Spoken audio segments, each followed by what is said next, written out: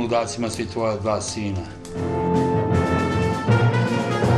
Neće valjda brat na brata.